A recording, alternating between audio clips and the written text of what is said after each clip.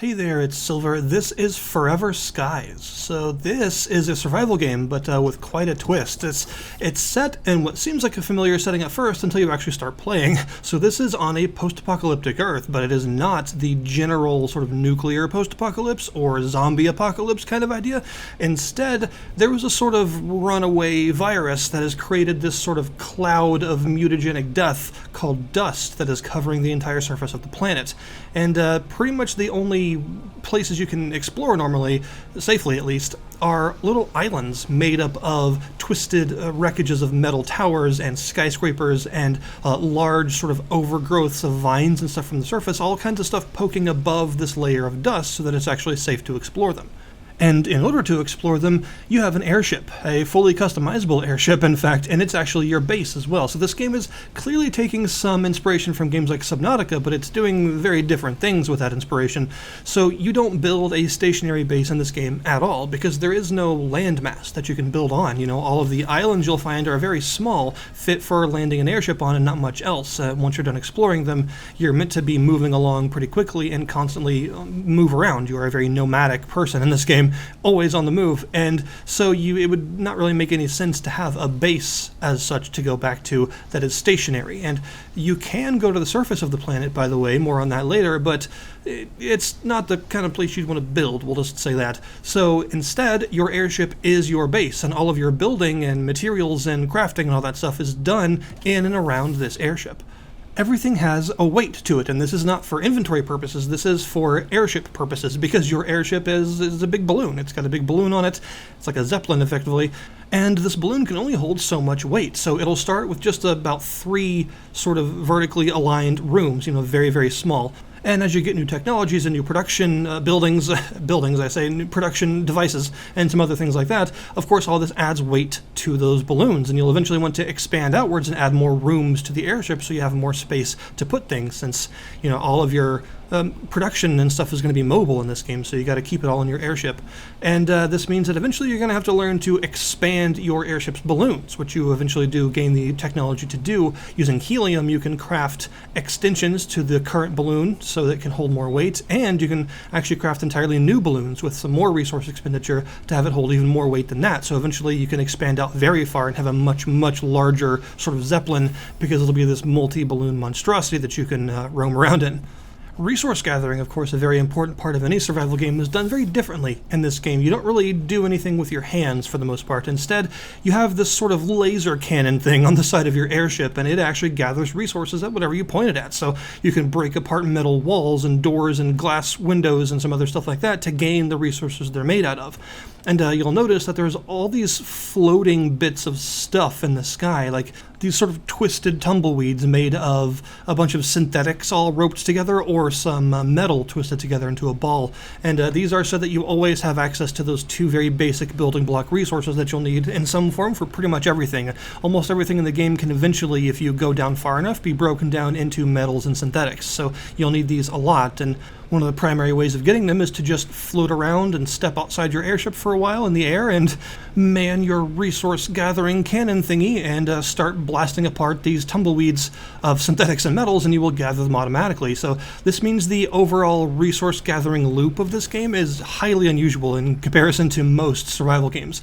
And of course, since you are in an airship, you will be flying, and you can fly it pretty early on. You will gain the ability to craft some basic engines and stuff, and of course you can make some basic low-efficiency fuel from synthetics. So that means if you get stranded in the air, since you're going to be surrounded by synthetic tumbleweeds, you can always at least have some emergency fuel just by stepping out and gathering some real quick. And once you've got enough fuel, you can lift off and just go, just sort of travel around, and you'll find most of the tech level progression of the game at first is based on how high you can travel, because a lot of the more advanced materials are on islands that are too high in the air for you to go at first, so you can't actually reach that altitude, and you'll need to gather on some of the lower tech level islands in order to craft some more basic materials and find some research components and do some stuff to eventually gain access to the machinery that lets you raise your elevation and get to those higher islands. You'll notice the game has a pretty striking visual presentation because of this crazy sea of dust that's traveling all around the place. It gives the planet a very alien feel, despite the fact that it is in fact Earth, and it just feels like well, very alien and unfamiliar, which is obviously the point. It's supposed to be this overgrown hellscape, and it does a good job of being very strange in a lot of ways, which is super cool. And you'll find some basic resources at first, of course, your metals and synthetics, but also some glass and some other buildings that are going to have like electrical and machinery components and stuff in them so that you can make some of your basic building blocks of getting started at first. And you'll notice that all the islands have a sort of light flashing above them, and this helps to determine what they are. So you'll at first find these sort of orange lights flashing in the sky. These are going to be where you're heading for at first when you start the game. These are all going to be your more basic low altitude islands with some more basic materials on them. And then eventually you'll gain access to the double silver light islands, which are usually full of stuff like helium and copper and your more technological resources, circuit boards as well, and some other things. And then you'll start finding some more exotic types of lights, like the green ones that are these big overgrown islands with all kinds of stuff on them, including a lot of organic life, plants and stuff. And eventually you'll find the purple lights, which are underdust elevators, which will actually take you down to the surface of the planet, where you can find entirely different sets of resources and threats. The game's overall atmosphere is one of its highest points. It's got this really cool presentation style where everything is sci-fi, but not super crazy far future sci-fi. Everything's a little bit makeshift, a little bit utilitarian, and it looks quite nice. Like, all of your airship technology and stuff. It's kind of clunky technology. It's not super sleek and futuristic looking, which I like.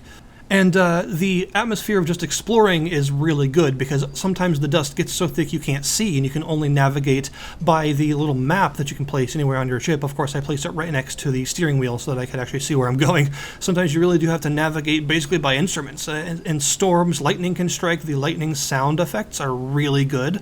It's a very high-pitched peal of lightning kind of effect that's got a lot of atmosphere to it. The rain has a really nice effect on your glass screens as you're moving all around the place, and it's got a really cool sort of trucking around this wasteland kind of feel, right? It's got that exploration atmosphere that lends itself to feeling really, really neat, like you're this self-sufficient airship pilot with all this crazy technology, but you're also sort of in a vast alien landscape that could have all sorts of horrible unknown things lurking around the corner at any point, and you don't really know exactly what's out there for sure, but you keep finding bodies and some other kind of disturbing stuff that lets you know that some really bad things have been happening around here, and you seem to be the only living thing for miles.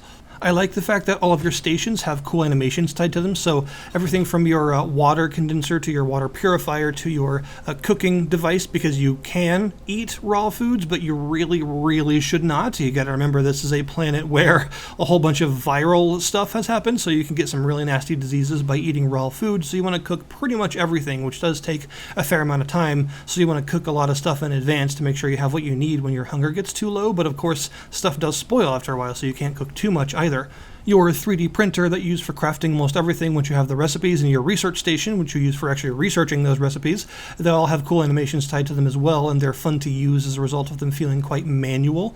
You'll also find that most of the machinery is battery powered in some way, so you actually have to go around and find or craft the various kinds of batteries so that you can keep them all going. And this is one of the game's ways of making you delve down to the surface more often, because eventually you'll start getting technology that needs crystal batteries and these energy crystal based recipes to actually work, but you can only find energy crystals on the surface of the planet, so you've got to go down under the dust to find them. Once you are under the dust, you cannot breathe. There is no breathable oxygen down there, so you have to worry about your oxygen bottle that you keep with you at all times. It does not last very long, so you've got to be careful. You will also find these oxygen stations down there that can replenish your oxygen infinitely, but they require a crystal battery to operate, so you'll want to craft some batteries and bring them with you. That way, if you find one in a good position, you can shove a battery in there and replenish your oxygen.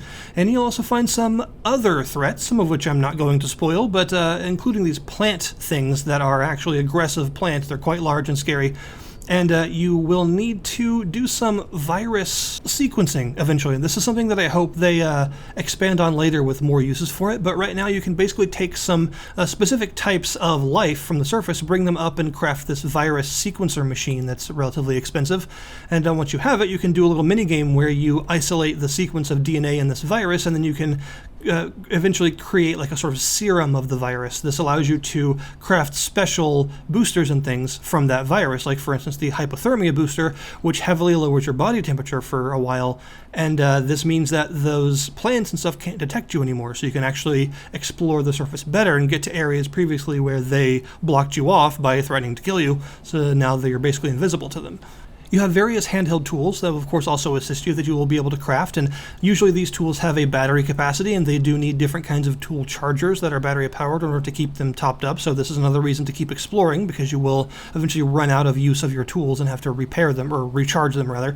And you will have a sort of simple scanner that just allows you to scan any new object you find. It often unlocks new research in the research station back home.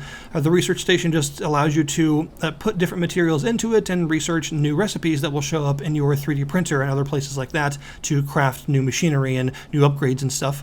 You'll also get an extractor. This does the same thing as that big extraction cannon on your airship, except it's handheld and you can take it with you. So this is useful for extracting resources out of the way that you can't get your ship in a position to actually get, and especially stuff on the surface where you can't bring your ship at all. And this is necessary because there will be doorways and stuff blocked off by stuff you can harvest with this, so you'll need it to actually unblock and explore different areas. There's a knife you can get. You can only swing it a couple of times before tiring out, and the knife is not a weapon exactly. It's more of a utility kind of knife. You use it to cut through vines and to cut fruit, to clear up trees and stuff like that. If absolutely necessary, there is something that you can technically kill with it, but that's not really what it's for. You'll also get a crossbow, which is a little more combat oriented obviously, but also has some utility because there will be ladders sometimes that are stuck up and you can shoot them with a crossbow to lower them and unlock some sort of shortcuts between areas, usually on the surface, where that sort of time-based shortcut is very important since you're on a limited oxygen supply. There's also, of course, the all-important airship builder tool. This allows you to build all sorts of things onto your airship. This is how you expand it. This is how you expand the balloons. You can build new rooms. You can build catwalks so that you can access different areas externally to your airship while in the air for things like extraction cannons and some automated cannons and stuff, as well as some the ability to refuel your engines mid-flight, which is sometimes important. And eventually you'll unlock some blueprints for some more advanced rooms and stuff, like rooms with ladders, so you can actually have multiple levels to your airship and stuff. Although of course you'll want to have expanded your airship a couple of times before you start building in like the Z-axis because it's going to add a lot of weight eventually. There is actually a story to this game. It's not just pure sandbox, because of course you're trying to figure out what happened exactly, what all this virus stuff is all about, where everyone went, and if you can fix it. And there are definitely some unexpected moments and some interesting happenings a little bit later on in the current available stories, so I'm obviously not going to show or spoil any of that, but it does show that they are going to focus on a linear narrative. It's not going to be a purely sandbox experience, a bit like Subnautica actually, that also had a sort of linear narrative in the sandbox itself, and this looks like it's going to be doing a very similar thing, which I'm a fan of that sort of thing, and I also like a good post-apocalyptic mystery to solve, and this definitely looks to have one of those, with some really interesting looking locations that you'll find eventually, with some odd creatures and things in them that show some definite strangeness has been happening, and it's definitely a mystery worth unraveling. As for the early access, what's currently in the game feels quite polished. I've only had a couple of minor visual bugs, like sometimes certain boxes and stuff placed on an airship kind of glitch out a little bit and make the view jitter all around when you're accessing them, so that can obviously be fixed. There just needs to be a little bit of fixing in terms of the positioning of rooms on an airship and how some of them kind of jitter about occasionally. But aside from that, I've only had one other major sort of bug, and that's that you can sometimes find these big scaffoldings of metal. You can actually harvest the metal, and it will cause some of these skyscrapers to actually start to collapse, which is a really cool effect. But sometimes these big scaffolds of metal have really huge hitboxes around them that cause you to sort of collide into nothing. And if an island happens to spawn relatively near one of those, sometimes you can get stuck on nothing and sort of be forced to use the unstuck command because you're kind of in the middle of this gigantic invisible hitbox that's way too big for the size of the object. So that obviously needs to be fixed, but that's about all I've encountered in terms of polish issues, which means that as far as an early access survival game goes, it's pretty far on the polished side. I'm also a big fan of their roadmap because it shows some really cool ideas, a bit more combat-based stuff incoming, as well as, of course, new technologies, new ship parts, a lot of expansions for your airship that work a little bit different than how it works now, including some stuff like airship gardens, which will be really fun to have, like some sort of hydroponics and stuff maybe. So yeah, I'm excited for what the game could bring because it's such a novel way to do a survival game. This sort of airship, Earth, island survival thing is a really cool idea, so I'm excited to see where they go with it.